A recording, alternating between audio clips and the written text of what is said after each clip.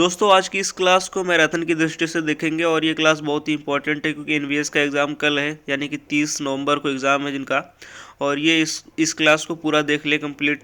और अगर टाइम नहीं है, मुझे भी पता है, और वीडियो बहुत लेट बना रहा हूँ मैं, इसके लिए माफ़ी चाहता हूँ। इस वीडियो की स्पीड 2x पे करके देखें, बिल्कुल फटाफट रिवीजन के अंदाज में देखें। तो ये चैप्टर नंबर 1 है, पुस्तकालय एवं सूचना विज्ञान की मौलिक अवधारणा।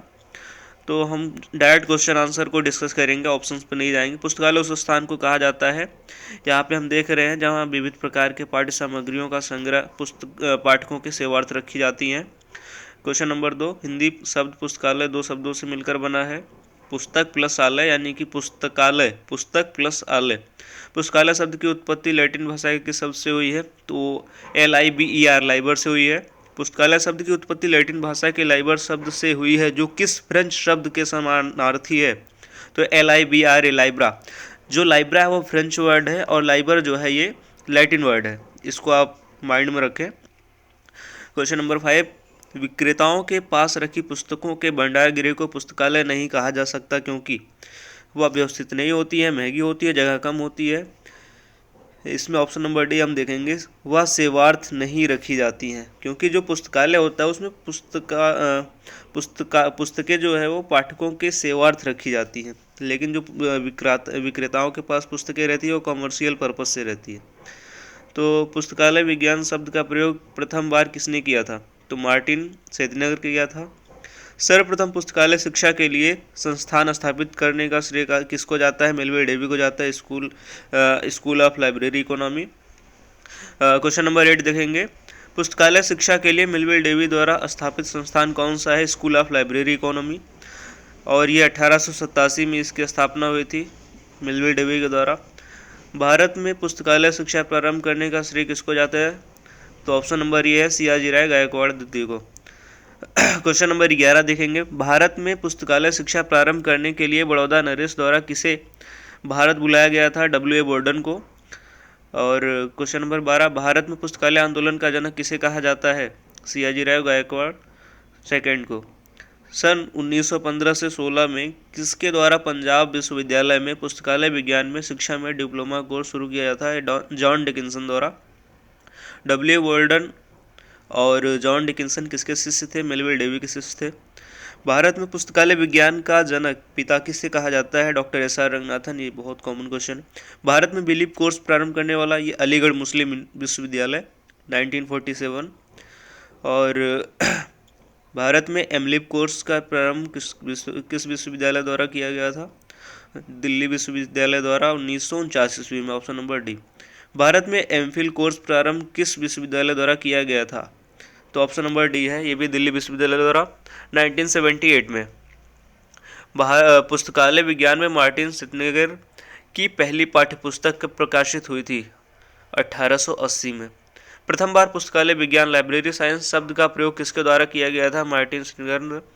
सर्वप्रथम पुस्तकालय विज्ञान में सूचना विज्ञान शब्द को सन 1964 में जोड़ा गया और ऐसा करने वाला प्रथम विश्वविद्यालय था यूनिवर्सिटी ऑफ पिट्सबर्ग। सर्वप्रथम पुस्तकालय विज्ञान में सूचना विज्ञान, यानी कि जो हम देखते हैं इंफॉर्मेशन साइंस, ये यूनिवर्सिटी ऑफ पिट्सबर्ग द्वारा पहली बार जोड़ा गया था 1964 में।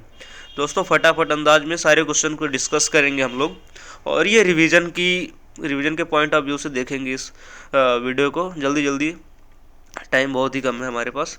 भारत में PhD कोर्स का प्रारंभ सर्वप्रथम दिल्ली विश्वविद्यालय द्वारा शुरू किया गया था। ये ऑप्शन नंबर है 1951 में।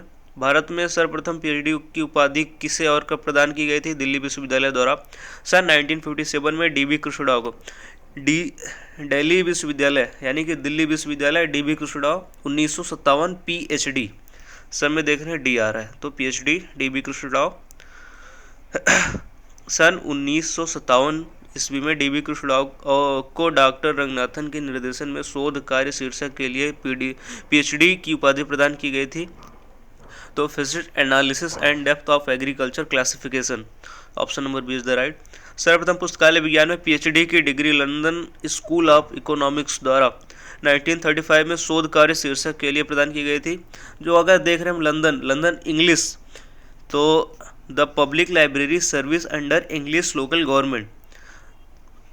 26 क्वेश्चन, मेलविल डेवी का जन्म न्यूयॉर्क शहर में कब हुआ था? 10 दिसंबर 1851 को। और पुस्तकालय वर्गीकरण का जनक मेलविल डेवी को कहा जाता है, father of library classification Melvil Dewey. और मेलविल डेवी के प्रयास से 1876 में अमेरिकन लाइब्रेरी एसोसिएशन ALA की स्थापना हो सका, जिसके वो 1876 टू 1890 तक सचिव रहे।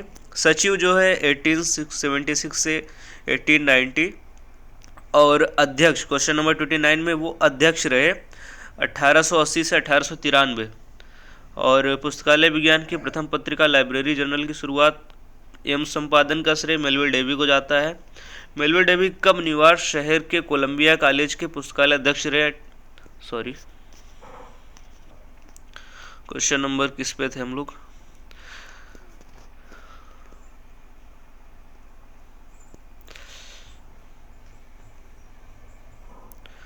ओके, मेलविल पुस्तकालय विज्ञान की प्रथम पत्रिका लाइब्रेरी ये जनरल हो गया था। हाँ ठीक है। डेवी महोदय कब न्यूयॉर्क शहर के कोलंबिया कॉलेज के पुस्तकालय अध्यक्ष बने? 1883 में।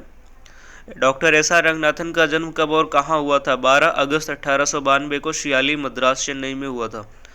डॉक्टर रंगनाथन ने बेंगलोर में प्रलेखन अनुसंधान एवं प्रशिक्षण केंद्र DRTC को स्थापित किया था 1962 में। DRTC 1962 में।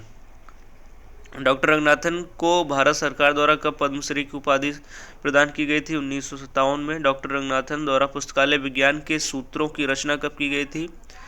1928 मीनाक्षी कॉलेज, अन्नामलाई नगर में। पुस्तकालय विज्ञान के 5 सूत्र का पुस्तक के रूप में कब प्रकाशन हुआ? 1931 में।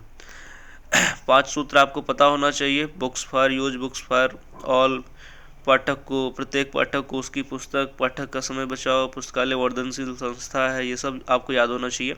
डॉक्टर रंगनाथन द्वारा कोलन क्लासिफिकेशन की रचना कब की गई थी? 1933 में। CC जो CC है कोलन क्लासिफिकेशन 1933, और जो CCC यानी कि क्लासिफाइड कैटलॉग कोड CCC की रचना जो है 1934 और प्रोलेगोमिना टू लाइब्रेरी क्लासिफिकेशन इसकी रचना जो है 1937 में। डॉक्टर रंगनाथन द्वारा थ्योरी ऑफ लाइब्रेरी कैटलॉग की रचना 1938 में। थ्योरी ऑफ लाइब्रेरी कैटलॉग की रचना 1938 में। Doctor Ranganathan heading and cannons की रचना 1955 में। हेडिंग एंड कैनन्स की रचना काफ़ी बाद में किया था इन्होंने, जो कि 1955 में है। पुस्तकालय अध्यक्ष दिवस लाइब्रेरियंस डे इनके जन्मदिन पर मनाया जाता है 12 अगस्त को। किस वर्ष रंगनाथन की जन्म शताब्दी मनाई गई? 1992। इनका जो डेट ऑफ बर्थ है 12 अगस्त 1992 है, 1892 था, और जो जन्म शताब्दी है 1992 यानी कि 100 वर्ष बाद मनाई गई 1992 में। पुस्तकालय विज्ञान के प्रथम सूत्र हैं पुस्तकें उपयोगार्थ हैं, यानी कि बुक्स आर फॉर यूज। पुस्तकालय विज्ञान का द्वितीय सूत्र जो है प्रत्येक पाठक को उसकी पुस्तक, यानी कि every reader his her book, या पुस्तकें सेवार्थ है। पुस्तकालय विज्ञान के तृतीय सूत्र है जो ऑप्शन नंबर C है, प्रत्येक पुस्तक उसका पाठक। पुस्तकालय विज्ञान के चतुर्थ सूत्र पाठक का समय बचाओ, save the time of the reader. पंचम सूत्र जो है ग्रंथालय वर्धनशील संस्था है, जो library is a growing organism. पुस्तकालय सेवा की त्रिमूर्ति कहा जाता है पुस्तक, पाठक और कर्मचारी। पंचम सूत्र के अनुसार साधारण पुस्तकालय का विकास 2 प्रकार से होता है, चाइल्ड ग्रोथ, अडल्ट ग्रोथ, यानी कि बाल विकास और वयस्क विकास। बाल विकास से तात्पर्य उस विकास से जो स्पष्ट दृष्टिगोचर हो, जैसे भवन निर्माण, पुस्तक खरीद, कर्मचारियों की नियुक्ति, जो कुछ भी हमें दिखाई दे रहा है, यानी कि जो पुस्तकालय में जो कुछ भी हो रहा है और जो दृष्टिगोचर है वो जो है बाल विकास के अंतर्गत आता है।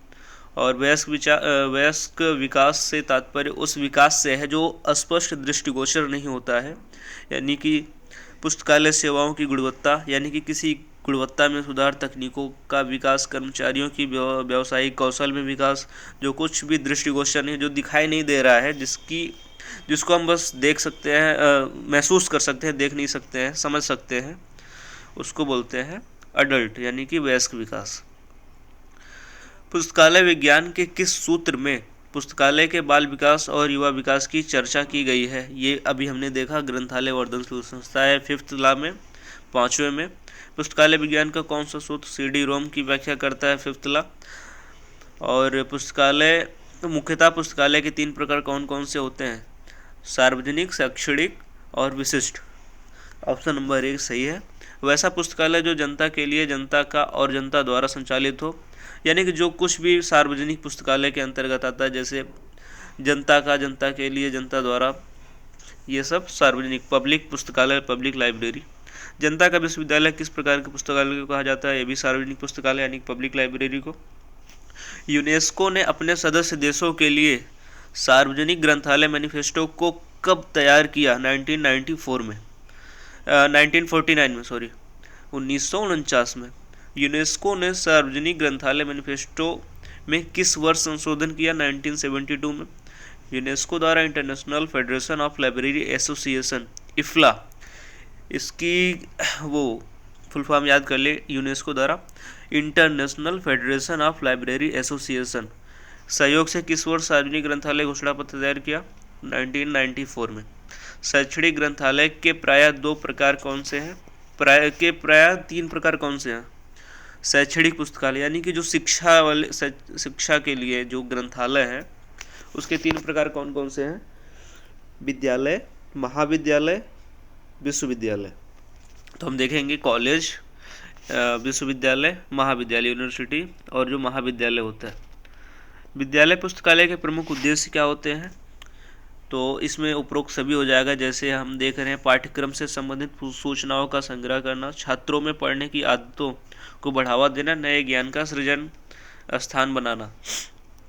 तो शिक्षित थ्योरी देखते हैं।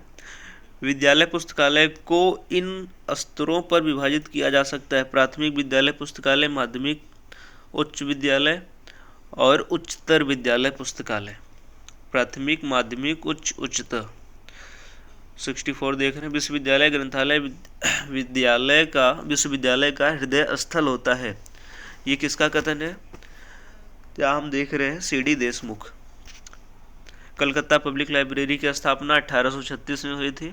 कलकत्ता पब्लिक लाइब्रेरी को इंपीरियल लाइब्रेरी में कब मिलाया गया? 1902 से 1903 के बीच में। राष्ट्रीय पुस्तकालय की स्थापना का प्रावधान भारत के संविधान की धारा 62 के अंतर्गत संघीय सूची के किस परिशिष्ट में आती है? 7वें परिशिष्ट में आती है। इंपीरियल लाइब्रेरी को कब राष्ट्रीय पुस्तकालय घोषित किया गया? 1948 में।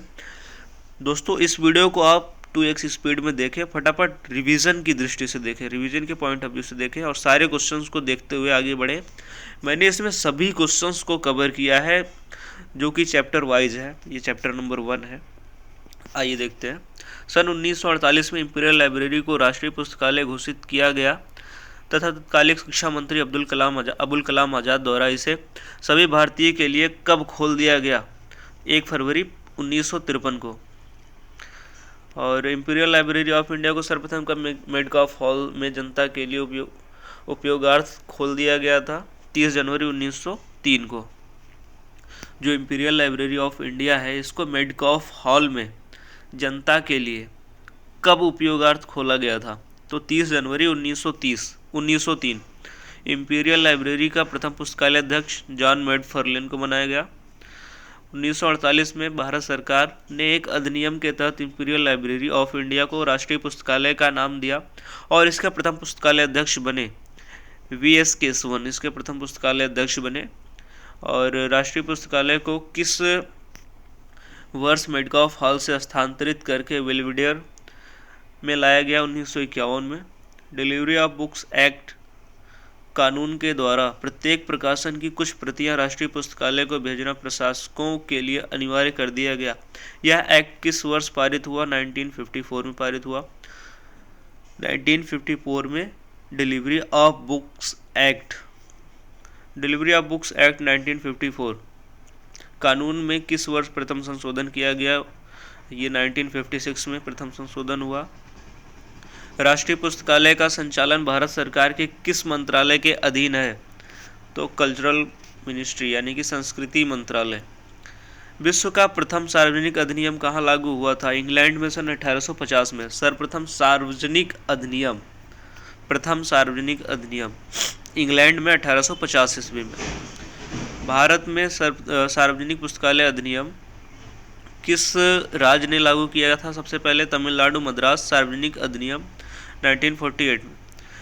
अब तक भारत के कितने राज्यों में पुस्तकालय अधिनियम लागू हो चुका है? 19 राज्यों में। ये भी इम्पोर्टेंट क्वेश्चन है। मॉडल सार्वजनिक पुस्तकालय अधिनियम डॉक्टर रंगनाथन द्वारा कब और कहाँ पेश किया गया था? तो 1930 में बनारस में आयोजित ऑल एशिया एजुकेशन कॉन्फ्रेंस में। पुस्तकालय उपकर लाइब्रेरी से किस प्रकार के पुस्तकालय का प्रमुख आय है? उपकर, यानी कि जहाँ उपकर आ जाए वहाँ समझ लो कि पब्लिक, सार्वजनिक पुस्तकालय। भारत का राष्ट्रीय पुस्तकालय कहाँ है? कोलकाता में। राष्ट्रीय पुस्तकालय का प्रधान कौन होता है? डायरेक्टर होता है, director general. National library for blind and handicaps, ये देहरादून है। नेशनल साइंस लाइब्रेरी निष्क्रिय, दिल्ली। नेशनल मेडिकल लाइब्रेरी, ये AIIMS, new Delhi. Khuda Bakhsh oriental library, national manuscript library, ये है पटना में। संसाधन सहभागिता का अर्थ है पुस्तकों तथा अन्य सभी स्रोतों एवं कर्मचारियों की सहभागिता। आइए देखते हैं क्वेश्चन नंबर 89। भारतीय पुस्तकालय आंदोलन के जनक के तौर पर किसे कहा जाता है? जो आंदोलन हुआ था पहले, सबसे पहले सियाजी राव गायकवाड़ द्वितीय ने ही आंदोलन स्टार्ट किया था इसके लिए। W.A. बोर्डन के प्रयास से प्रथम भारतीय ग्रंथालय विज्ञान पत्रिका लाइब्रेरी मिसलेनी प्रकाशित की गई थी 1915 में। आइए सूचियों का मिलान करते हैं। 1933 में इला, 1877 में जो है हम देख रहे हैं लाइब्रेरी एसोसिएशन जिसका मुख्यालय है लंदन, यूके। और 1955 में देख रहे हैं एजलिक, कलकत्ता। और 1969 में देख रहे हैं इटलिस, पंजाब यूनिवर्सिटी। और इसको देख रहे हैं हम एफआईडी का मुख्यालय है स्पेशल लाइब्रेरी एसोसिएशन सला इसका वाशिंगटन है। लाइब्रेरी एसोसिएशन यूके, इसका लंदन है। अमेरिकन लाइब्रेरी एसोसिएशन एला, इसका शिकागो है। आइए देखते हैं इसका जो फॉर्मेशन हुआ था कब हुआ था। 1895 में एफआईडी, 1909 में जो है सला, 1876 में अला यानी कि अमेरिकन लाइब्रेरी एसोसिएशन, 1877 में एफआईडी लाइब्रेरी एसोसिएशन यूके वाला। अब आइए इसको देखते हैं। 1946 में जो है यूनेस्को, 1927 में international federation of library association IFLA, और 1972 में जो है कोमला यानी कि कॉमनवेल्थ लाइब्रेरी एसोसिएशन, और 1924 में जो है एसोसिएशन फॉर इंफॉर्मेशन मैनेजमेंट एजलिप। इसका जो हेडक्वार्टर है लंदन में है। इफ्ला का जो है हेग में है। बाकी सब आप जान रहे हैं। 1972 में RRLF, 1927 में international federation of library association IFLA, 1946 में यूनेस्को, 1972 में DRTC। आइए नेक्स्ट देखते हैं। दिल्ली इला यानी कि इंडियन लाइब्रेरी एसोसिएशन। शिकागो का हो जाएगा अला, अमेरिकन लाइब्रेरी एसोसिएशन। और कोलकाता का आइजलिक, और डिलीस पंजाब यूनिवर्सिटी इटलिस। वाशिंगटन सलाह हो जाएगा हेग, अभी हमने सब कुछ मिला के ऊपर बताया था हेग। एफआईडी लंदन, यूके, शिकागो, अला, अमेरिकन लाइब्रेरी एसोसिएशन, ये सब हो जाएगा। इसको देखते हैं। किंगस्टन जो है कोमला का होगा। पेरिस जो है यूनेस्को, हेग हो जाएगा इफ्ला का, और लंदन हो जाएगा एस्लिप का। फटाफट अंदाज से इसको मिलाते हैं। फिर 1927 RRLF, 1927 में इफ्ला, 1972 में RRLF, और फिर 1927 में इफ्ला, 46 में यूनेस्को, 62 में DRTC। यही सब क्वेश्चंस हैं जो घूम फिर के वापस आ रहे हैं। अब यहाँ से स्टार्ट होता है ये क्वेश्चन। विश्व की सबसे बड़ी और पुरानी लाइब्रेरी संघ जो है अमेरिकन लाइब्रेरी एसोसिएशन, और फिर से मिलाने वाला आ गया। इसमें सब Madras Tamil Nadu public library act 1948, Andhra Pradesh public library act 1960। जो पब्लिक लाइब्रेरी एक्ट्स हैं सारे आप देख लीजिए अच्छे से, इससे ज़रूर 1-2 क्वेश्चन बनते हैं। Karnataka Mysore public library act 1965, Maharashtra public library act 1967। इसको मिलाते हैं। West Bengal public library act जो है, इस पे कोई इसके लिए कोई उपकर नहीं मिलता है। मणिपुर पब्लिक लाइब्रेरी एक्ट, इसके लिए भी कुछ नहीं मिलता है। हरियाणा के लिए local bodies to levy cess, और केरला के लिए library cess 5% on property text not less than 1% of state expenditure on education. Uttarakhand का हो जाएगा 2005, राजस्थान का हो जाएगा 2006, बिहार का 2008, अरुणाचल प्रदेश का हो जाएगा 2009। और इसका हो जाएगा library committee doctor S R Ranganathan, review committee on library science doctor S R Ranganathan, education committee professor D S Kothari, education D S Kothari, Malhotra R C Malhotra 1983। Committee on national network system for university libraries, इसका हो जाएगा सी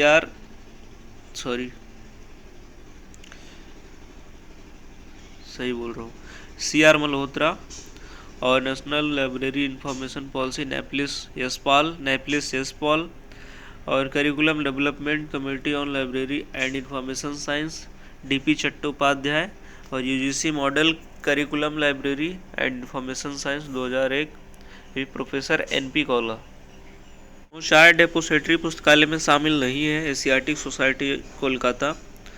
और राजा राम मोहन राय की स्मृति में उनके 200वें जन्मदिन पर भारत सरकार के मानव संसाधन विकास मंत्रालय के संस्कृति विभाग के अधीन एक संस्था के रूप में राजा राम मोहन राय पुस्तकालय प्रतिष्ठान की स्थापना किस सन में हुई थी? 1872 में हुई थी। राजा राम मोहन राय पुस्तकालय प्रतिष्ठान का केंद्रीय कार्यालय साल्ट लेक कोलकाता में है। राजा राम मोहन राय पुस्तकालय प्रतिष्ठान का संस्था प्रधान होता है निर्देशक। LF द्वारा किस संस्था के माध्यम से ग्रामीण स्तर पर पुस्तकालय सेवाओं को बढ़ावा प्रदान किया जाता है? नेहरू युवा केंद्रों द्वारा। सार्वजनिक पुस्तकालयों की सहायता के लिए राजा राम मोहन राय पुस्तकालय प्रतिष्ठान द्वारा इसने अनेक योजनाएं चलाई है, जिसे हम दो भागों में बांट सकते हैं: समतुल्य सहायता मैचिंग असिस्टेंट एंड पूल्ड सहायता फुल असिस्टेंट। राजा राम मोहन राय पुस्तकालय प्रतिष्ठान RRLF के प्रकाशन है। इसमें से तीनों है, यानी कि directories of public library in India, Tagore bibliography, RRLF newsletter. UGC की स्थापना 1956 में यूजीसी द्वारा कौन सा विश्वविद्यालय पुस्तकालयों का नेटवर्क विकसित किया गया था? इन्फ्लिबनेट। यूजीसी द्वारा कौन सा पुस्तकालय प्रबंधन सॉफ्टवेयर विकसित किया गया था? SOUL. National policy on library and information system NAPLIS के लिए किस सन में 1985-86 डीपी चट्टोपाध्याय की अध्यक्षता में एक समिति का गठन किया गया था। आइजलिक का प्रकाशन है IASLIC bulletin, IASLIC news Indian library science abstract, research in progress सभी है इसमें से। ALA के प्रकाशन है American library magazine, ALA award, नोबेल सील्स, ALA ईयरबुक, उपरोक्त सभी सारे हैं इसमें से। ग्रंथालय संघ लाइब्रेरी एसोसिएशन की स्थापना कब हुई थी? 1877 में। सन 2002 में LA यानी कि लाइब्रेरी एसोसिएशन तथा IIS institute of information scientist को मिलाकर किस संस्था का गठन किया गया? तो ऑप्शन नंबर A करेक्ट है, SLIP chartered institute of library and information professionals. अब देखते हैं UNESCO, united nation education scientific and cultural organisation, यानी कि यूनेस्को की स्थापना 1946 में हुई थी। और यूनेस्को के दो विभाग, सूचना विभाग तथा प्रलेखन विभाग को मिलाकर सन 1976 में नए विभाग का गठन किया गया, जिसे जनरल इंफॉर्मेशन प्रोग्राम GPI बोलते हैं। यूनेस्को द्वारा यूनिसिस जो world scientific information system program के नाम से भी जाना जाता है, को कब लॉन्च किया गया था? 1973 में लॉन्च किया। किस संस्था द्वारा children's and young adult reading के लिए सिस्टर लाइब्रेरीज की अवधारणा का विकास किया गया? IFLA के द्वारा। यूनेस्को के पुस्तकालय और सूचना क्षेत्र के प्रमुख प्रकाशन है।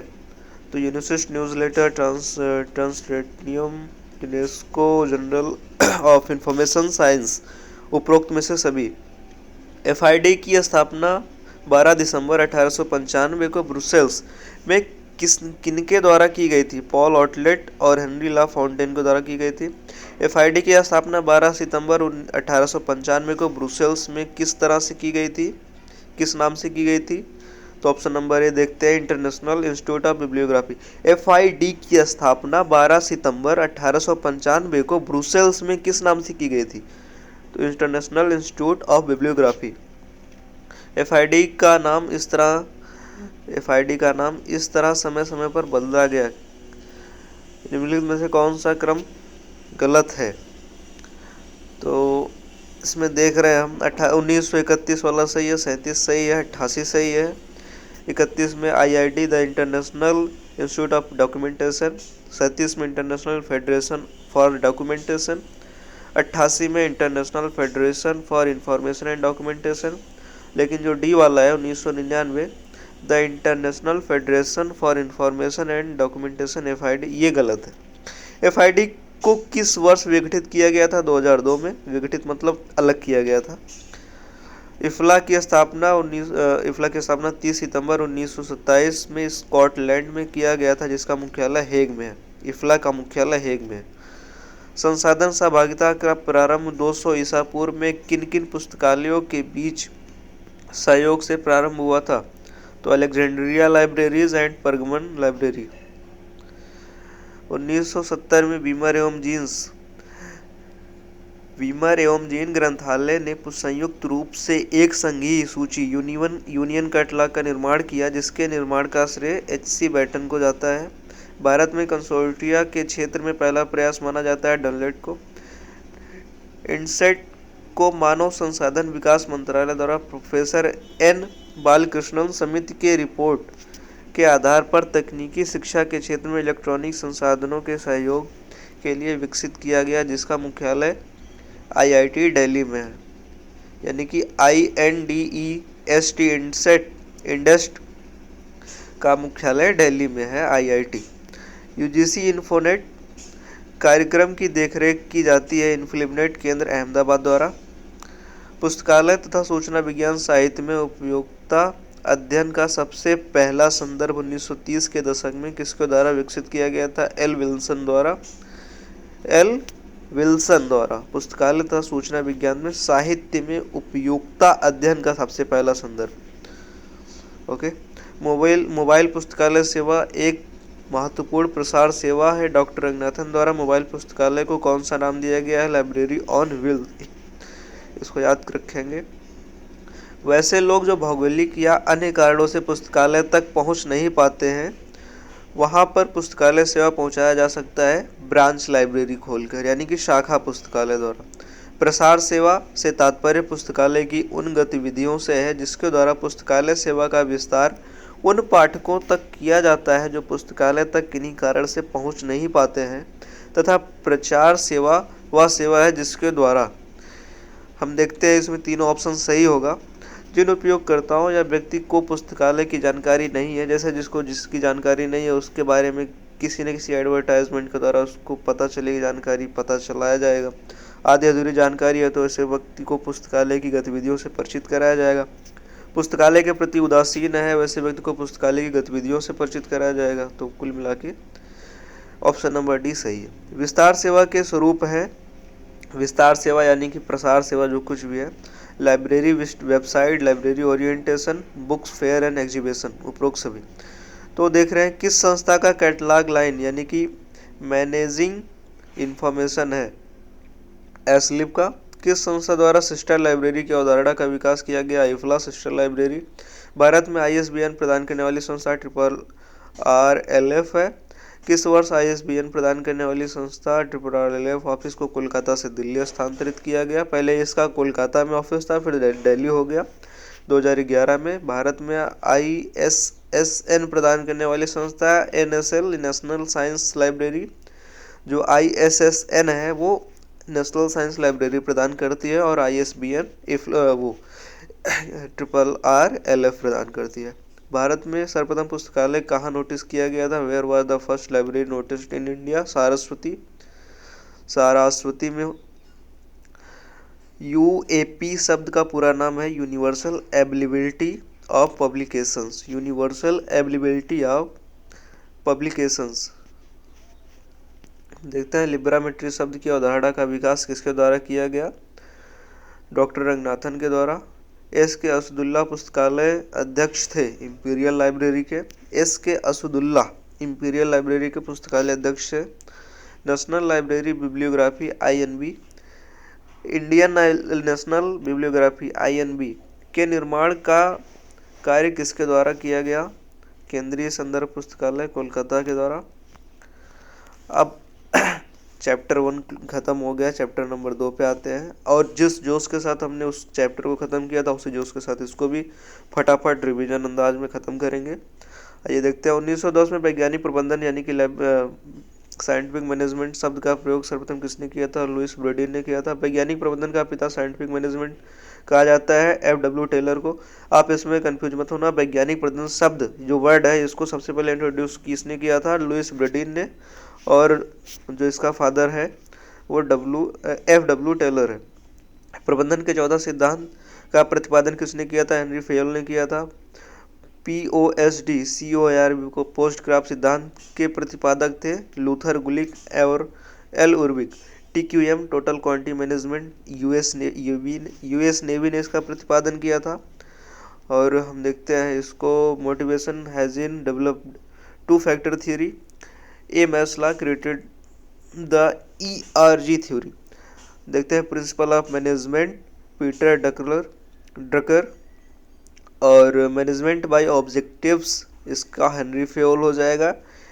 हिरार्ची ऑफ नीड थ्योरी इसका हो जाएगा F हर्जबर्ग। हम देखते हैं निम्नलिखित प्रबंधन सिद्धांतों की सूचियों का मिलान करें। Theory X and theory Y इसका हो जाएगा DMC George. Motivation has been developed 2 factor theory F Herzberg. Social relation management Elton Mayo and self determination theory Edward Deci and Richard Ryan. निम्नलिखित प्रबंधन सिद्धांतों के सूचियों का मिलान कीजिए।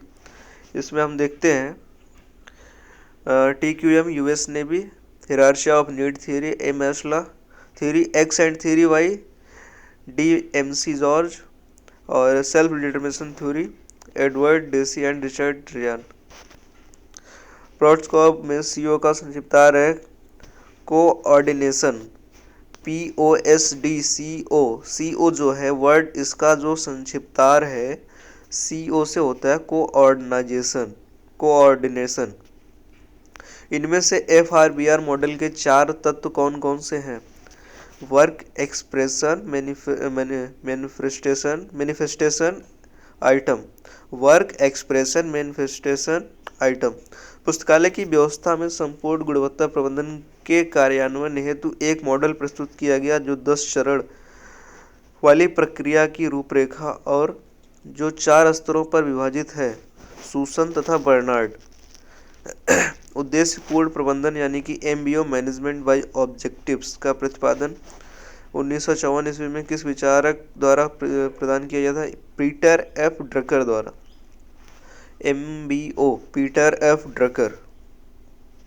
अर्जन अधिग्रहण विभाग एक्विजिशन सेक्शन द्वारा संपन्न किए जाने वाले कार्य हैं पुस्तकों प्रलेखों हेतु क्रियादेश, बिल का प्रक्रियाकरण तथा दावा निश्रण, पुस्तकों का परिग्रहण। इसमें से सभी।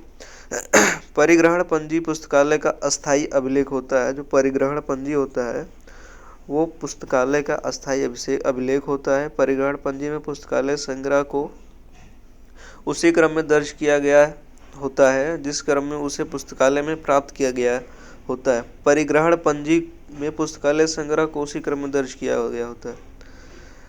और 69 देख रहे हैं। परिग्रहण पंजी का स्टैंडर्ड साइज होता है 16x13। परिग्रहण पंजी में स्टैंडर्ड कॉलम की संख्या होती है 14। परिग्रहण पंजी में स्टैंडर्ड कॉलम की संख्या होती है 14। टेक्निकल सेक्शन द्वारा संपन्न किए जाने वाले कार्य नहीं है। पुस्तकों का चयन, वर्गीकरण भी है, सूचीकरण भी है, प्रक्रियाकरण भी है, पुस्तकों का चयन नहीं है।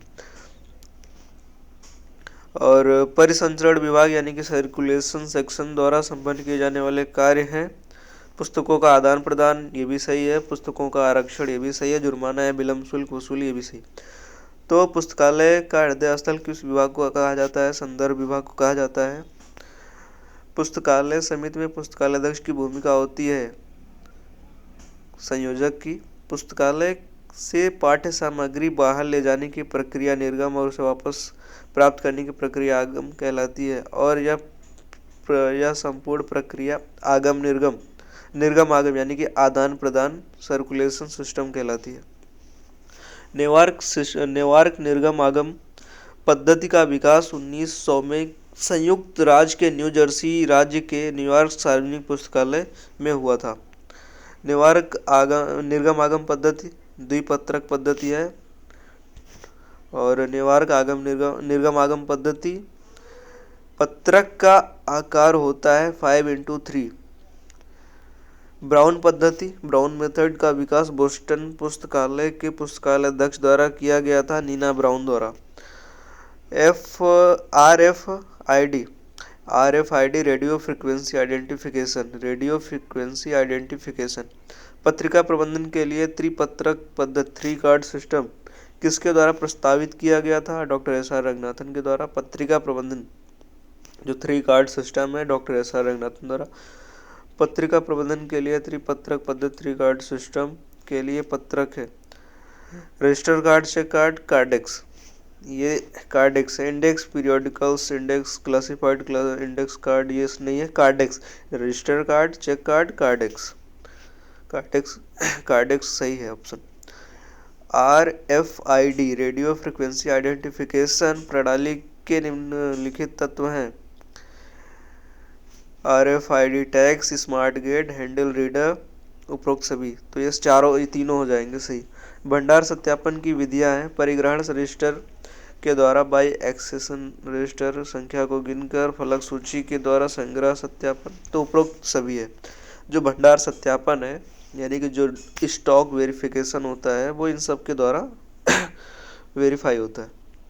पुस्तकालय में भी पुस्तकालय सामग्री का वार्षिक सत्यापन किया जाता है और जो पुस्तकें उपलब्ध नहीं अन्यथा अब जो उपयोग लायक नहीं है उसे संग्रह से निकाल दिया जाता है और इस प्रक्रिया को वीडिंग आउट कहते हैं। वैसा रिकॉर्ड जो पुस्तकालय के शेल्फ पर रखी पुस्तकों की स्थिति को दर्शाता है वो सेल्फ लिस्ट होता है। जिल्दबंदी एक तकनीकी प्रक्रिया है जिसके लिए बहुत कुशलता की आवश्यकता होती है। इनकी 8 प्रक्रियाएं हैं जो इस प्रकार है: एकत्रीकरण, सिलाई, आवरण, जोड़ना, अत्यपृष्ठ, शीर्ष पट्टी, कोरे रंगना, खोखली पीठ एवं परिष्करण। पुस्तकालय जिल्द के प्रकार होते हैं: चर्म जिल्द, वस्त्र जिल्द, कठोर जिल्द, तो सभी हैं। सार्वजनिक पुस्तकालय के प्रमुख वित्तीय स्रोत हैं पुस्तकालय कर, सरकार द्वारा प्राप्त अनुदान, RRLF द्वारा प्राप्त अनुदान, उपरोक्त सभी हो जाएगा। ऐतिहासिक बजट के अन्य नाम हैं मद आधारित बजट, रैखिक बजट, बढ़ोतरी आधारित बजट, उपरोक्त सभी हो जाएगा। बजट निर्माण की प्रचलित विधियां हैं तो ऑप्शन नंबर ए भी सही है। मद आधारित या रैखिक या बढ़ोतरी आधारित, परिसूत्र आधारित, फार्मूला बजटिंग, योजना कार्यक्रम बजट प्रणाली, तीनों सही है। PPBS बजट निर्माण विधि यानी कि इसका जो संस्थापना हुआ था US डॉस के द्वारा हुआ था।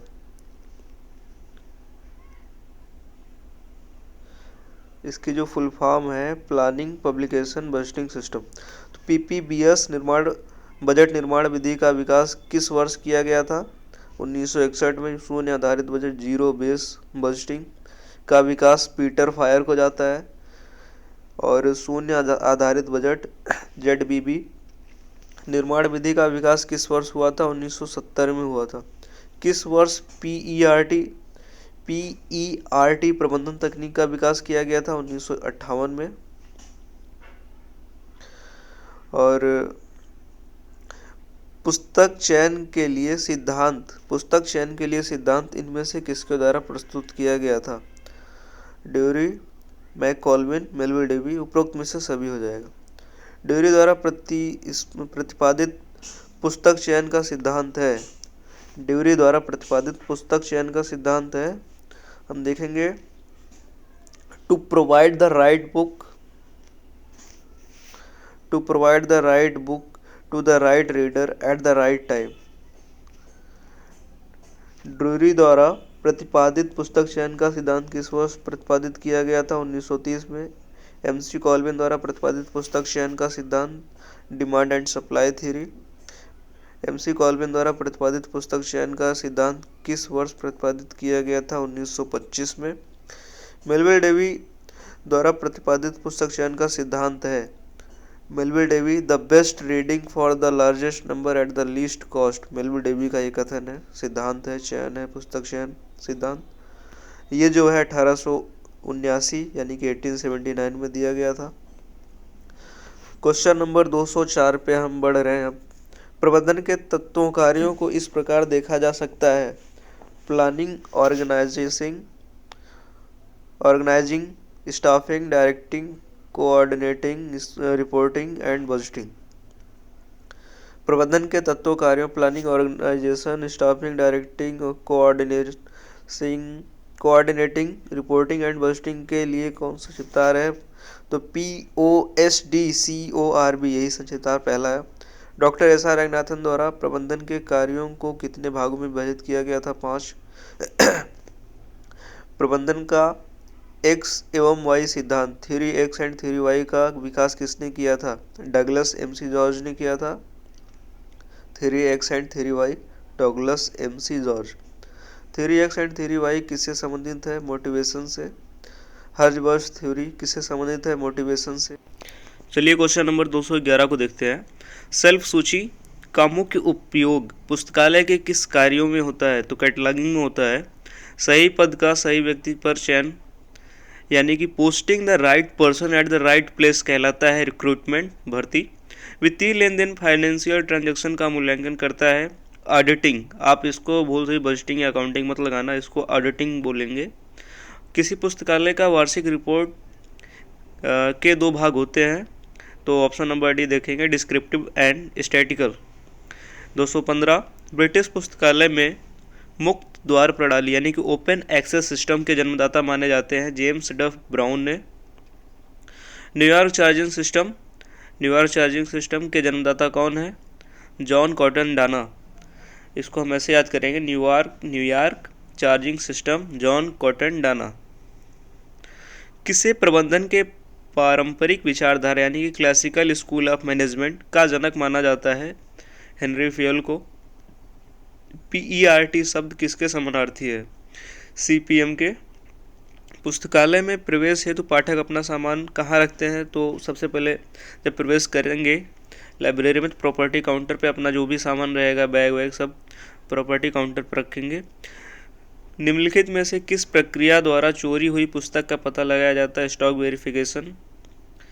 पाठक द्वारा छुपाकर या भूलवश कोई पुस्तक अन्य रैक, अब देख रहे हैं यहाँ पे रैक आ गया, अन्य रैक पर रख दिया गया हो और इसे वापस सही रैक पर रखने की प्रक्रिया कहलाती है सेल्फ रेटिस्फैक्शन। अब देखेंगे लेसन नंबर 3, ज्ञान जगत एवं पुस्तकालय वर्गीकरण, universe of knowledge and library classification. Question number 222 जो है, वर्गीकरण यानी क्लासिफिकेशन की उत्पत्ति लैटिन भाषा की किस शब्द से हुई है? क्लासिस वर्ड से हुई है। वर्गीकरण का मुख्य उद्देश्य है सहायक क्रम में व्यवस्थापन, पाठकों का समय बचाना, पुस्तक का उपयोग।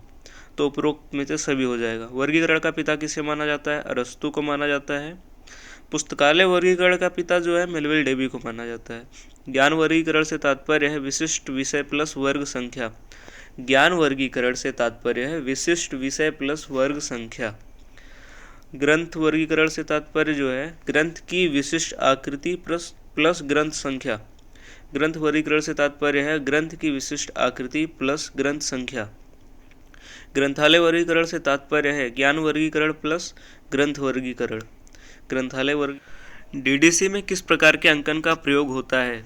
तो मैं बताना चाहूँगा डीडीसी में शुद्ध अंकन का प्रयोग होता है केवल डीडीसी में, और सीसी और यूडीसी में मिश्रित अंकन का प्रयोग होता है। यहाँ पे देख ले, सीसी में जो है मिश्रित अंकन, यूडीसी में मिश्रित अंकन, और यहाँ पे डीडीसी में जो है शुद्ध अंकन का प्रयोग होता है। शुद्ध अंकन का मतलब 0 से 9 तक कोई संख्या होगी वो डीडीसी में प्रयोग होगी, और मिश्रित में जो है 0 से 9 कैपिटल ए से जेड, स्मॉल ए से जेड, ये उपरोक्त सभी, यानी कि तीनों यूज होगा यूडीसी में और सीसी में मिश्रित अंकन का प्रयोग होगा।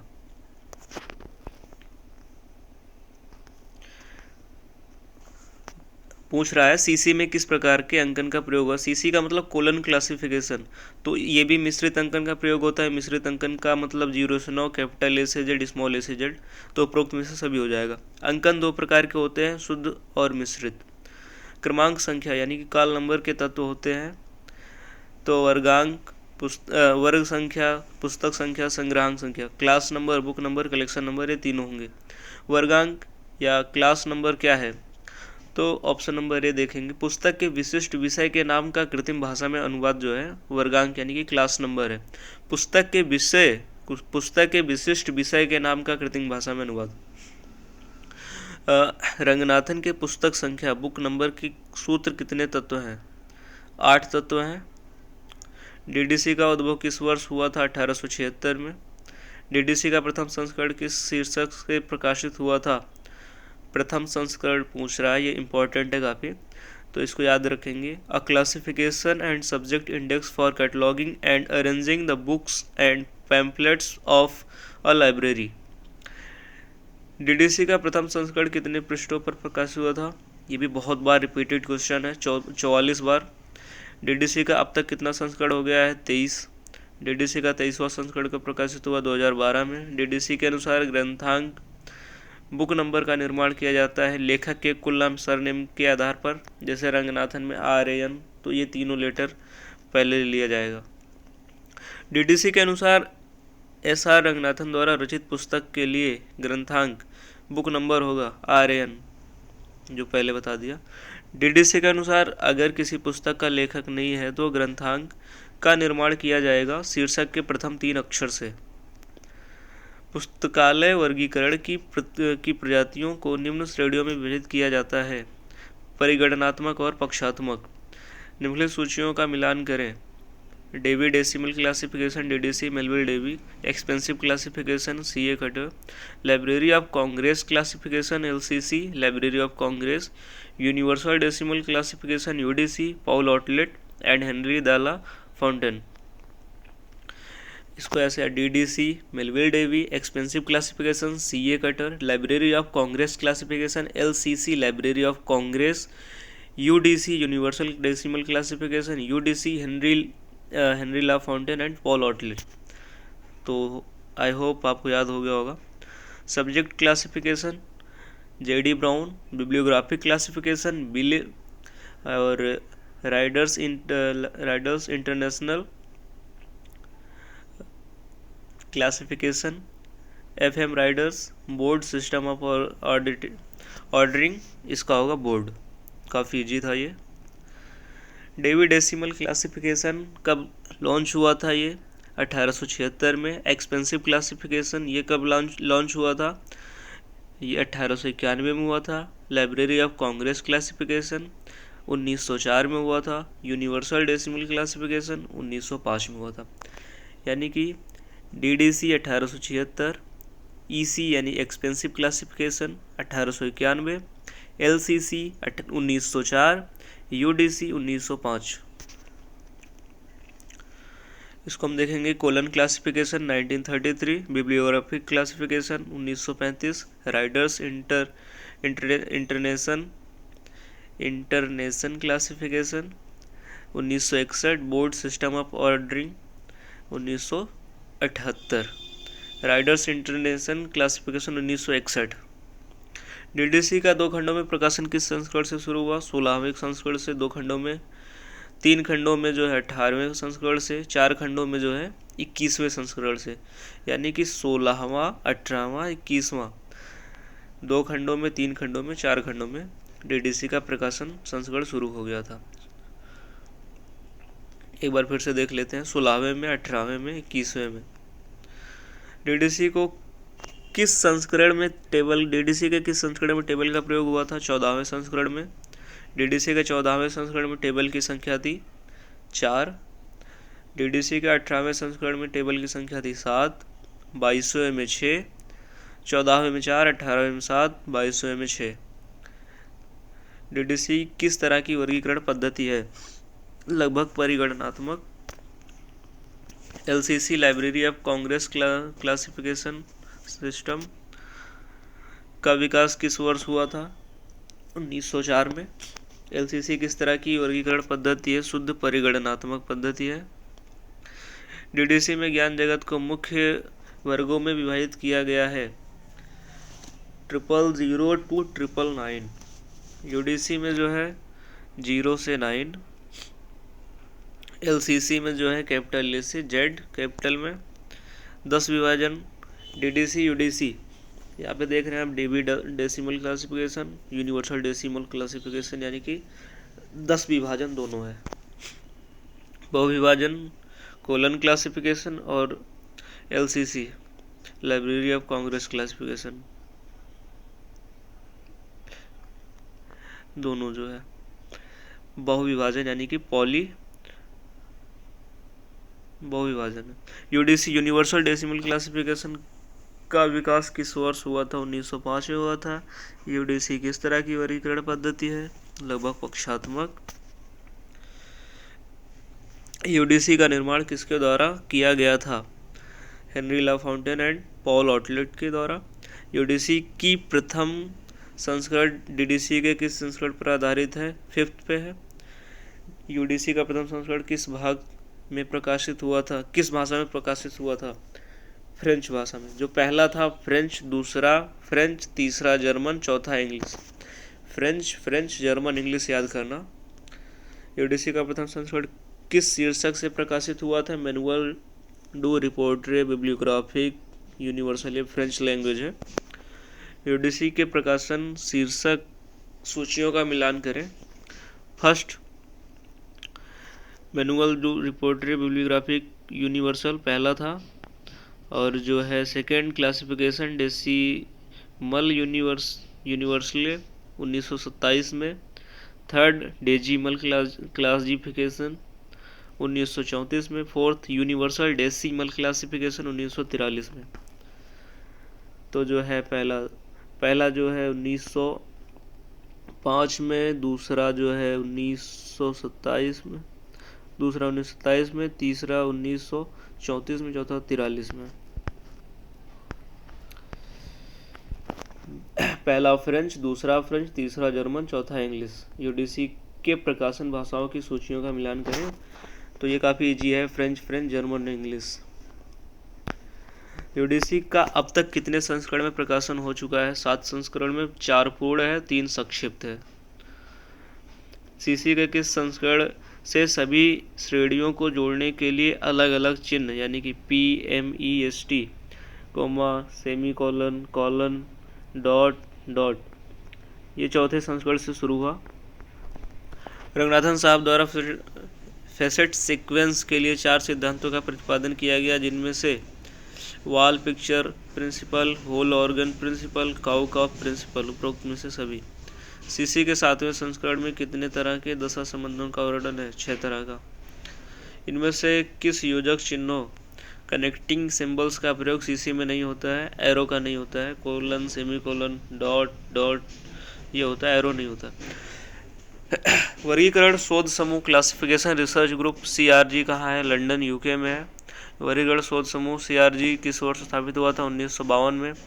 पुस्तकालय वर्गीकारों ने ज्ञान एवं विषय जगत की संरचना को किस तरह से स्पष्ट किया कि उन आधारों पर हम विषय जगत की संरचना को मुख्यतः 3 भागों में बांट सके? द्विविभाजन, 10 विभाजन, बहुविभाजन। ऑप्शन नंबर ए सही है। क्वेश्चन नंबर 284, विषयों के निर्माण के व्यवस्थित अध्ययन का प्रयास सर्वप्रथम डॉक्टर रंगनाथन द्वारा सन 1950 में किया गया था। प्रस्तुत किया गया था, जिसमें उन्होंने विषय निर्माण के इन 4 पद्धतियों का जिक्र किया था: शिथिल समुच्चय, पटलीकरण, विच्छेदन, अनाच्छादन। रंगनाथन साहब द्वारा 2 अन्य विधि आसवन और विलयन 1960 में जोड़ा गया। नील मैगनन महोदय ने इसे कुछ संशोधनों और परिवर्तनों के साथ फिर से पुनर्गठित किया 1973 में। अंग्रेजी शब्द लैमिनेशन की उत्पत्ति लैटिन भाषा के लैमिनी LAMINEE से हुई है। DDC के तालिकाओं की सूचियों का मिलान करें तो सिंपल है ये भी। T1 स्टैंडर्ड सब divisions, T2 geographic areas, historical periods, biography, T3 सब divisions for the art for individual, lectures, literatures for specific literacy forms, T4 subdivisions of individual languages and languages families, T1 standard, T2 geographic area, T3 subdivisions for arts, literature, T4 individual language. Okay. 000 general was computer science and information, 100 philosophy and psychology, 200 religion, 400 language। यूडीसी के मुख्य वर्गों की सूचियों का मिलान करें। 0 जेनरेटिक्स, metrology, documentation, scripts, ETC। Number 2 religion, theology. 4 जो है खाली है, वेकेंट है। 6 applied science, medicine and technology. पहला आप देख लो, यूडीसी के कॉमन ऑक्सिलरीज की सूचियों का मिलान करें। ये जो पहले बराबर का साइन है उसके बाद ट्रिपल डॉट है, ये कॉमन ऑक्सिलरीज फॉर लैंग्वेज। और ये कोष्टक में है, जो छोटे कोष्टक में 0, फिर ट्रिपल डॉट है, ये common auxiliaries for of form है। ये 1/9 जो कोष्टक में है ये कॉमन ऑक्सिलरीज ऑफ प्लेस है। एंड ये लास्ट वाला जो है बराबर प्लस 3 डॉट जो कॉमन उसमें है, कोष्टक में है, छोटे वाले कोष्टक में है, उसको common auxiliaries of human, ancestry, एंटिक, ग्रुपिंग एंड नेशनलिटी।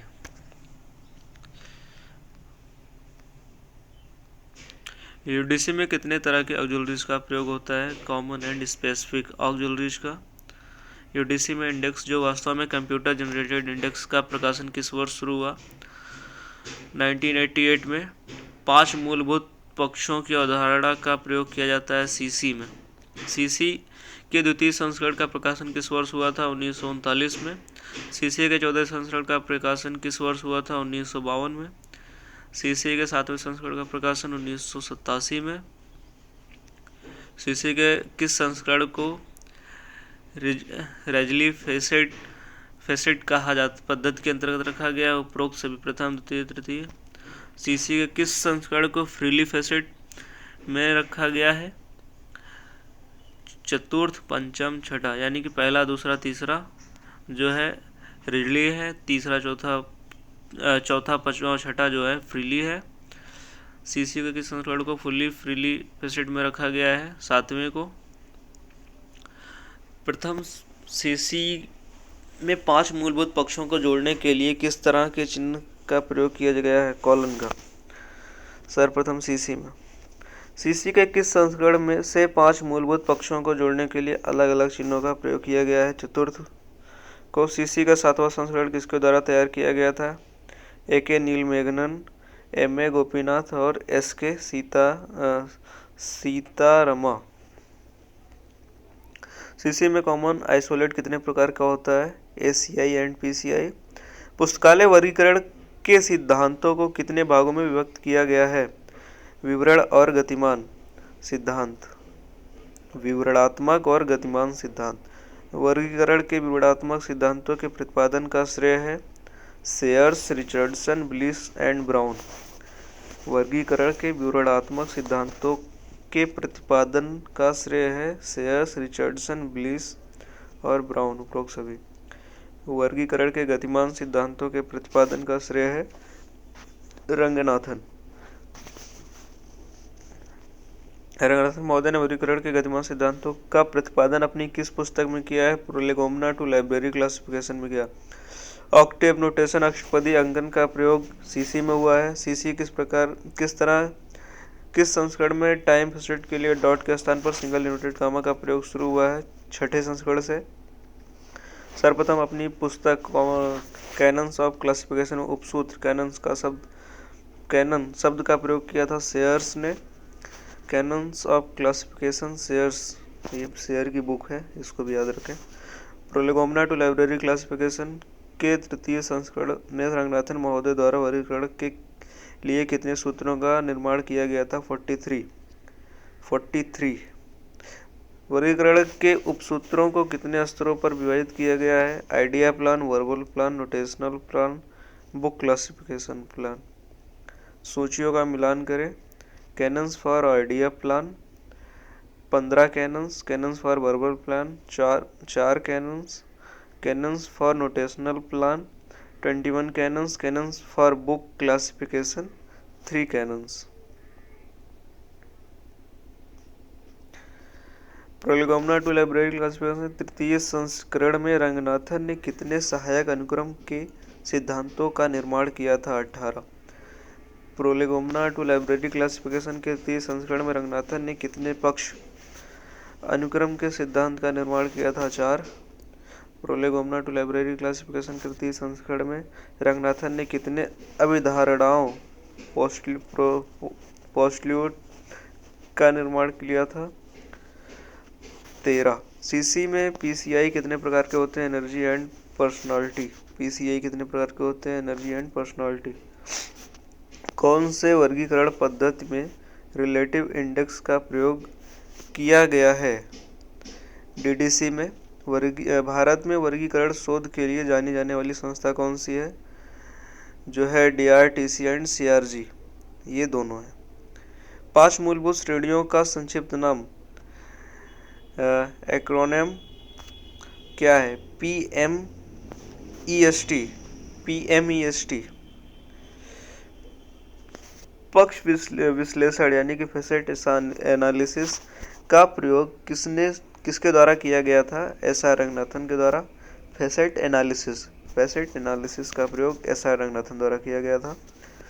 पुस्तक व्यवस्थापन के लिए अपूपा पैटर्न के सिद्धांत का प्रतिपादन किसने किया? एसआर रंगनाथन ने किया था। आधुनिक पुस्तकालय वर्गीकरण का पिता मेलविल डेवी को कहते हैं। 2 या 2 से अधिक पक्षों के बीच संबंधों का अध्ययन क्या कहलाता है? इंटरफेसेट फेज रिलेशन। 2 या 2 से अधिक, अगर एक ही पक्षों के 2 एकल आइसोलेट्स के बीच संबंधन क्या कहलाता है? Intra array phase relation. एक ही एकल आइसोलेट के 2 एरे के बीच का संबंध क्या कहलाता है? Intra array. आइए भैया बढ़ते हैं क्वेश्चन नंबर 328 पर। सीसी का छठा संस्करण कितने खंडों में विभक्त है? 3 खंडों में। किसने कहा था? Notation as short hand sign, EC Richardson ने कहा था। Notation as short hand sign. Phoenix schedules किस वर्गीकरण पद्धति की विशेषता है? डीडीसी की है। फोनेक्स शेड्यूल्स डीडीसी की है। अब आइए पहुंचते हैं सूचना पुनर्प्राप्ति एवं पुस्तकालय सूचीकरण। पहला क्वेश्चन इसमें देखते हैं, कैटलॉग शब्द की उत्पत्ति किस शब्द से हुई है? कैटा प्लस लोगोस। फ्रेंड्स, एक भी क्वेश्चन इससे बाहर नहीं जाएगा। अगर आपने इस वीडियो को पूरा देख लिया तो मैं पूरी कंप्लीट वीडियो बनाऊंगा और ये पूरा एक भी क्वेश्चन कहीं से छूट नहीं रहा है। सारे क्वेश्चंस मैंने कवर किया है और सब स्टेप बाय स्टेप आ रहे हैं। सूचना पुनर्प्राप्ति एवं पुस्तकालय सूचीकरण, तो ये सब बहुत इंपॉर्टेंट क्वेश्चंस हैं। तो कैटा प्लस लोगोज। कैटलॉग शब्द की उत्पत्ति किस भाषा से हुई है? ग्रीक भाषा से हुई है। पुस्तकालय शब्द की कुंजी किसे कहते हैं? पुस्तकालय सूची को कहते हैं। पुस्तकालय सूची के उद्देश्यों को सर्वप्रथम 1876 में किसने सूचीबद्ध किया था? चार्ल्स सेमी कटर ने किया था। बिब्लियोग्राफी शब्द की उत्पत्ति किस भाषा से हुई है? बिब्लिन से हुई है। बिब्लिन। बिब्लियोग्राफी शब्द की उत्पत्ति किस भाषा से हुई है? ग्रीक भाषा से हुई है।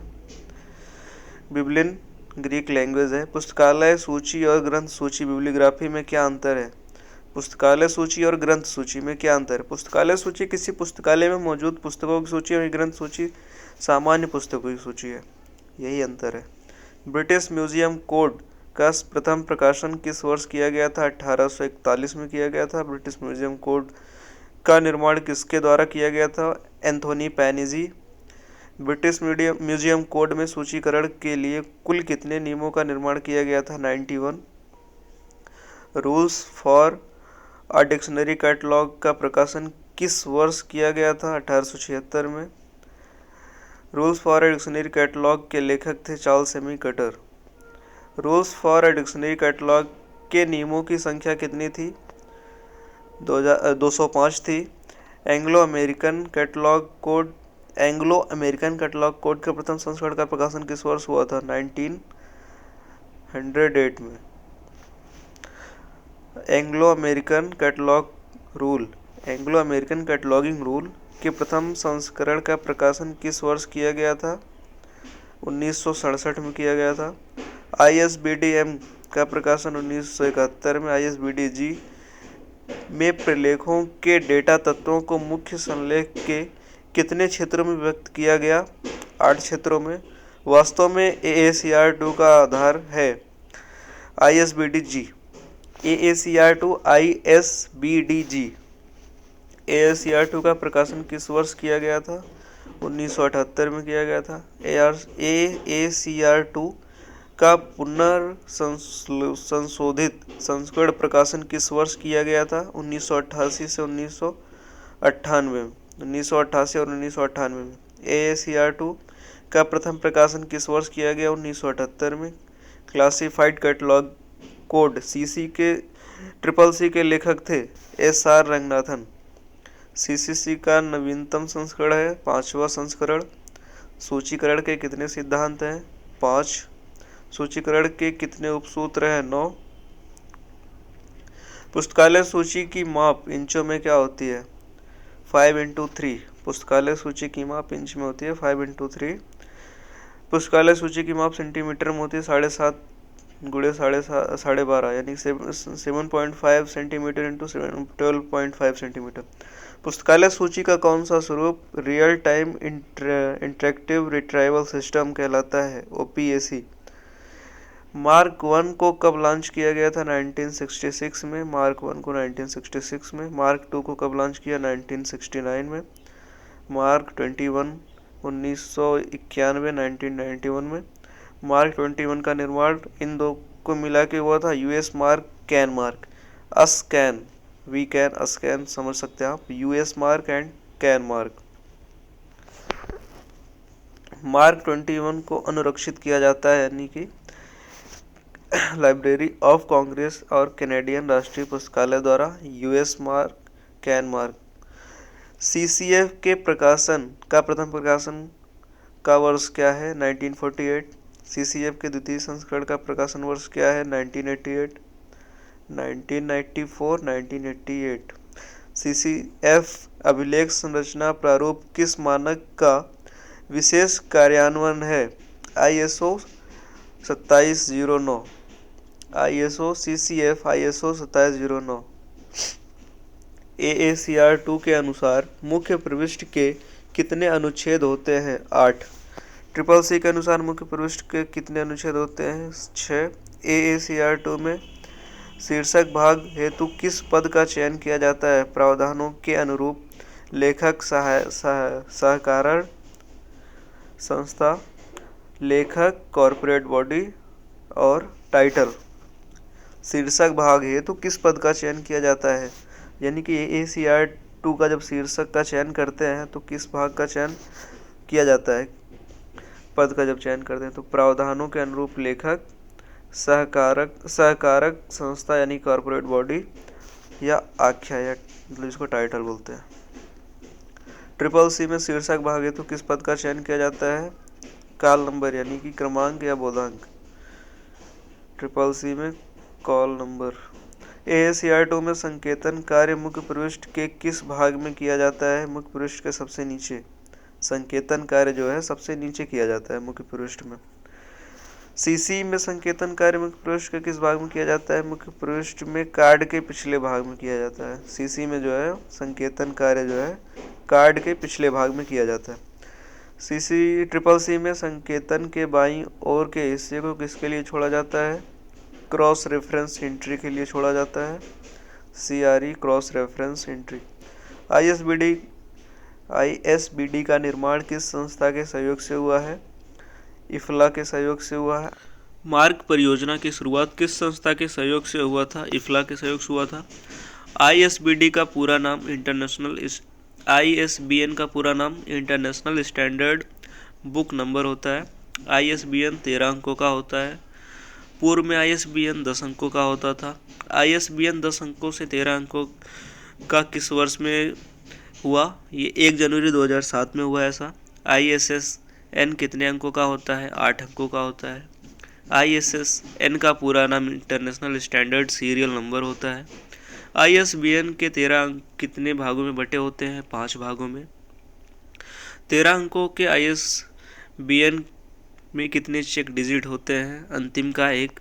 यहाँ पे मैंने लिखा है, जो पहला देखो 1 2 3 है, ये प्रीफिक्स एलिमेंट है। दूसरा चौथा जो है लैंग्वेज कल्चर है, और ये जो है पब्लिशर के लिए है 2 2 4 2 4, जो 6 डिजिट है पब्लिशर के लिए है। तीसरा जो लास्ट का दूसरा है वो शीर्षक है, और लास्ट का एकदम लास्ट वाला जो है चेक डिजिट है। ISBN का प्रथम भाग प्रथम 3 संख्या किससे निरूपित होता है? देखो प्रीफिक्स एलिमेंट, जो मैंने अभी यहाँ बताया, पहला 3 भाग प्रीफिक्स एलिमेंट। ISBN का द्वितीय भाग जो है language sharing, country group, individual, country और टेरिटरी। ये जो दूसरा भाग है 4 5, ये लैंग्वेज या कंट्री कोड को शेयर करता है। ISBN का द्वितीय भाग किसे निरूपित करता है? आपने देख लिया। भारत में ISBN प्रदत्त करने वाली संस्था जो है RRRLF है। RRRLF का ISBN प्रदान करने वाला कार्यालय नई दिल्ली में है। RRRLF का ISBN प्रदान करने वाला कार्यालय किस वर्ष कोलकाता से नई दिल्ली स्थानांतरित किया गया? 2011 में। भारत में ISSN प्रदत्त करने वाली संस्था NSL नेशनल साइंस लाइब्रेरी है। NSL नेशनल साइंस लाइब्रेरी का मुख्यालय नई दिल्ली है। सब्जेक्ट हेडिंग्स के सिद्धांतों का प्रतिपादन सर्वप्रथम किसने किया था? चार्ल्स सेमीकटर ने किया था। Library of Congress subject heading यानी कि LCSH, library of Congress subject heading शीर्षक सूची के प्रथम संस्करण का प्रकाशन 1897 में हुआ था। LCSH शीर्षक सूची का 2 खंडों में सर्वप्रथम प्रकाशन 1897 में हुआ था। LCSH शीर्षक सूची का अद्यतन संस्करण जो है 37वां है, जो एकदम नवीनतम है, जो 37वां संस्करण है।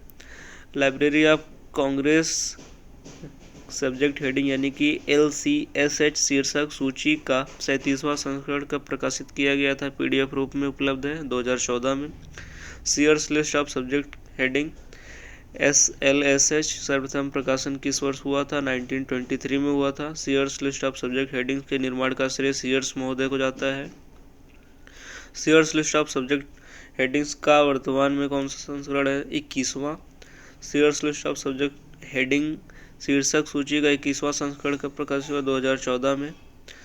Sears list of subject headings का शीर्षक सूची को किस पब्लिशर द्वारा प्रकाशित किया गया था? HW विल्सन द्वारा। HW विल्सन द्वारा publication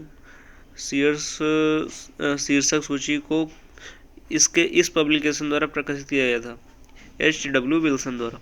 seers list of subject heading किस प्रकार के पुस्तकालयों के लिए उपयोगी है? छोटे और मध्यम आकार के पुस्तकालयों के लिए। विषय शीर्षक निर्माण के लिए रंगनाथन द्वारा विकसित श्रृंखला प्रक्रिया चेन प्रोसीजर का उद्भव किस वर्ष हुआ था? 1934 में। श्रृंखला प्रक्रिया में विषय शीर्षक निर्माण के कितने चरण वाली प्रक्रिया होती है? 6 चरण वाली प्रक्रिया। ये पेरेंटल कैटलॉगिंग शब्द का सर्वप्रथम प्रयोग किसने किया था? SR रंगनाथन ने किया था। पेरेंटल कैटलॉगिंग शब्द से क्या समझते हैं? प्रकाशन पूर्व सूचीकरण। प्रकाशन पूर्व सूचीकरण। यूनिटर्म इंडेक्स को विकसित करने का श्रेय है मॉर्टिमर टैब को है। यूनिटर्म इंडेक्स को किस वर्ष विकसित किया गया? 1953 में। इंडेक्सिंग के क्षेत्र में कंप्यूटर के उपयोग की शुरुआत का श्रेय किसे जाता है? HP लोहान को जाता है। पुस्तकालय सूची के उद्देश्यों को चार्ल्स एमी कटर द्वारा अपनी पुस्तक में वर्णित किया गया है। Rules of dictionary cataloguing. ISBDG का प्रकाशन इफ्ला के द्वारा होता है। पत्रक सूची का उद्भव किस राष्ट्र में हुआ? France. The international conference on cataloguing principle का आयोजन किस वर्ष किया गया, जिसमें choice and for the headings in author title cataloguing से संबंधित 12 सिद्धांतों को अपनाया गया, जिसे पेरिस प्रिंसिपल के नाम से जाना जाता है। 1961 में हुआ था ऐसा। ISBN का विकास सर्वप्रथम गॉर्डन फोस्टर ने किया था, जो कि 9 डिजिट का था। ISBN का विकास सर्वप्रथम गॉर्डन फोस्टर ने किया था, जो कि 9 डिजिट का था। ISBN का पिता डेविड वाइटकर को कहते हैं। ISBN का पिता डेविड वाइटकर को कहते हैं। जनवरी 2007 में ISBN 13 अंकों का कर दिया गया, जो 5 भागों में विभक्त होता है, जिसका पहला अक्षर EAN यानी कि यूरोपियन आर्टिकल नंबर होता है, दूसरा भाषा राष्ट्र, तीसरा समूह, तीसरा भाग प्रकाशक, चौथा भाग शीर्षक, पांचवा भाग जो है चेक डिजिट होता है। सन 1971 में international organisation of standardisation ISO द्वारा ISSN विकसित किया गया, जिसे अंतर्राष्ट्रीय मानक international organisation for subdivisions ISO 3297 के तहत किस वर्ष प्रकाशित किया गया? 1975 में। मुद्रित संस्करण के लिए ISSN प्रदान किया जाता है। PISSN यानी कि प्रिंट होता है, P से प्रिंट होता है।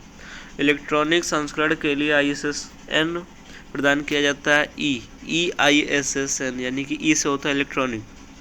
कैटलॉग या सूचीकरण डेटा जिसे सामान्यतः देश के राष्ट्रीय पुस्तकालय द्वारा प्रकाशन के पहले तैयार किया गया है, उसे क्या कहा जाता है? कैटलॉगिंग इन पब्लिकेशन CIP।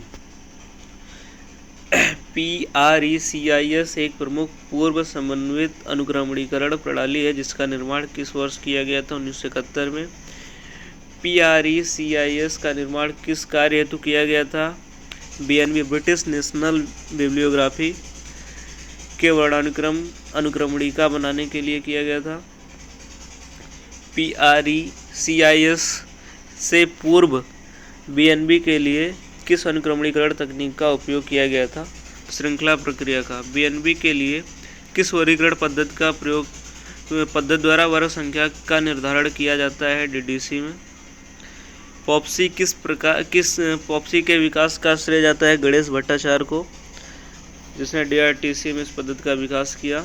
पॉप्सी किस वर्गीकरण पद्धति पर आधारित है? ये किसी वर्गीकरण पद्धति पर आधारित नहीं है। KWIC क्विक पद्धति के विकास का श्रेय HP लोहान को जाता है। क्विक पद्धति का विकास 1958 में हुआ था। उद्धरण अनुक्रमणीकरण प्रणाली के विकास का श्रेय यूजिन गरफील्ड को जाता है। एक पदीय अनुक्रमणी प्रणाली यूनिटर्म विकास का श्रेय किसको जाता है? मार्टिन ट्यूबो को जाता है, मार्टिमर ट्यूबे। यूनिटर्म पद्धति का विकास किस वर्ष किया गया था? 1953 में। आधुनिक थिसारस के प्रयोग की शुरुआत सन 1852 से माना जाता है, जब पीटर मार्क रॉगर्ट ने इसकी शुरुआत thesaurus of English word and phrases के निर्माण से किया था। English word and phrases. सूचना पुनर्प्राप्त के क्षेत्र में थिसारस का सर्वप्रथम प्रयोग किसने किया था? हेलेन ब्राउनसन ने किया था।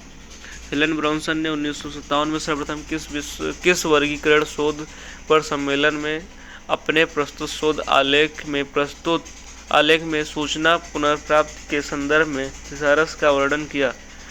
ड्रॉकिंग कॉन्फ्रेंस ऑन क्लासिफिकेशन। सूचना पुनर्प्राप्ति के क्षेत्र में किसके द्वारा पहले पर्याय कोष थिसारस को विकसित किया गया था? डुपोंट। मार्क 21 का अनुरक्षण किया जाता है library of Congress and Canadian राष्ट्रीय पुस्तकालय द्वारा। मेटा डाटा से तात्पर्य डाटा के बारे में संरचित data. Dublin core Meta data के कितने तत्व होते हैं? 15 तत्व होते हैं।